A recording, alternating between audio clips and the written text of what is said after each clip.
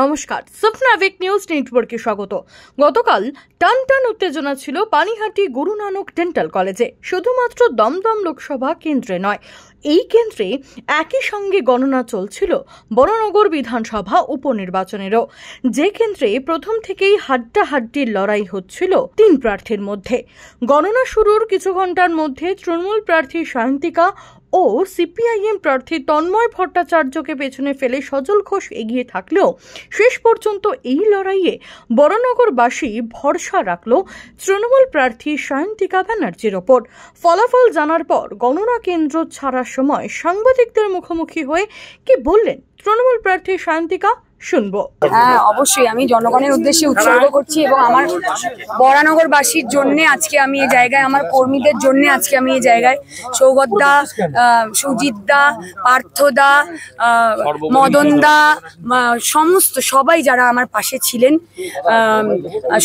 সকল সহকর্মীরা, সর্বোপরি মমতা ব্যানার্জি, অভিষেক ব্যানার্জি, আমার দল, তাদের জন্য আজকে এটা পসিবল হয়েছে। এবং পরিশ্রম কখনো ফেলা যায় না, তো পরিশ্রম করেছে, সবাই করেছে এবং তার ফল আমরা পেয়েছি। অনেক বাধার দেওয়ার চেষ্টা করা হয়েছিল, কিন্তু কোনো বাধাই আমাদেরকে কিন্তু আজকে এই জায়গাতে পৌঁছাতে আটকাতে পারেনি। জয় বাংলা। বাঁকুড়ায় মাইনাস কত ভোটে জয়ী হলেন? 7,000-এর বেশি, কি বলবেন? 8,500, কি বলবেন?